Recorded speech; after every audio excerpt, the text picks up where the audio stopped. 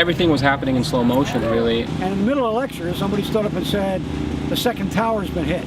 Of course, I was very concerned because my 3 children lived in New York City. And I noticed every student was walking down across the bridge with their cell phones on. That Americans will always remember where they were. People wanted to know about the Middle East. The big question everybody wanted to know was, why did they attack? First of all, who are they? Right? What is Al-Qaeda? What's its connection to various states in the region? And then why did they attack us? And that was phrased in different ways. Sometimes it was, why did they hate us? Why did they attack? Why did they attack the way they did? But there were people from a lot of different disciplines who were trying to answer this question. Questions about, why it happened, how it happened, and who did it, because early on people weren't sure. There was certain speculation at the time, but immediately right after. The long-term effects of this is that this is a part of nearly every academic discussion that we have now when we talk about Islam or politics or anything like that. So whenever you do anything with the Middle East now, people want to know how it's related to 9/11 or terrorism or larger security concerns. So that's how Americans for the past decade have approached the Middle East, and I'll say Islam more generally, through that lens of 9/11. It's entered the public consciousness in a way which is surprising to me, and it's interesting the number of people who, like I said, don't have much exposure to the attacks, but who feel the need to commemorate them. This is story number 4 or number 5 in the Arab world this week, right? This week in the Arab world, they're talking about the overthrow of Gaddafi. Where's Gaddafi? Has he fled? They're talking about the trial of Mubarak. And in the area of the world where we think it's most important, the Middle East, it's really not. I think that it's interesting as someone who's very conscious of the fact that he was not directly affected by 9/11 at all, how much of a big deal it is for people who are like me.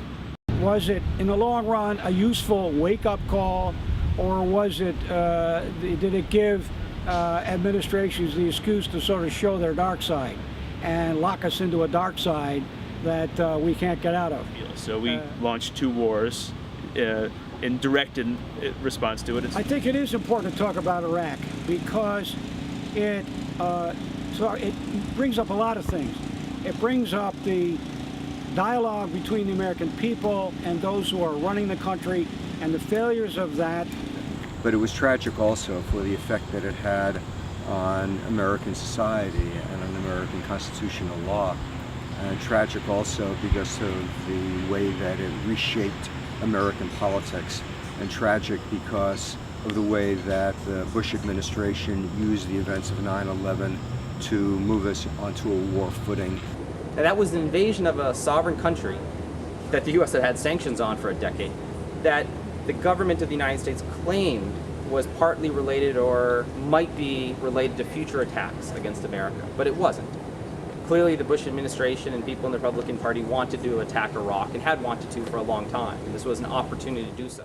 I think that it provided an excuse for the administration to do what many in the administration had wanted to do all along, and given the anger the American people felt and the anxiety they felt after the attack, the administration had more support for that foreign policy, that bellicose foreign policy, than it ordinarily would have had. The last decade is an anomaly. What's happened in the United States, the way the United States has treated people from overseas, Guantanamo, this is not mainstream practice for America, and I don't think reflects American liberties and what we stand for as a country.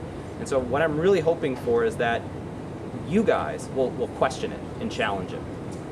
The last decade, the decade of 9/11 and the so-called global war on terror, that's your life.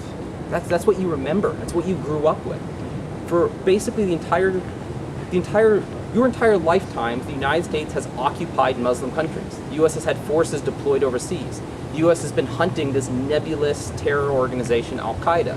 You've lived with it your whole lives. I'm teaching students who don't know any world other than the post-9/11 world. Their understandings of Islam, of America's role in the world, the threats America faces, and what sort of civil liberties we should expect our government to respect, has been shaped by 9/11.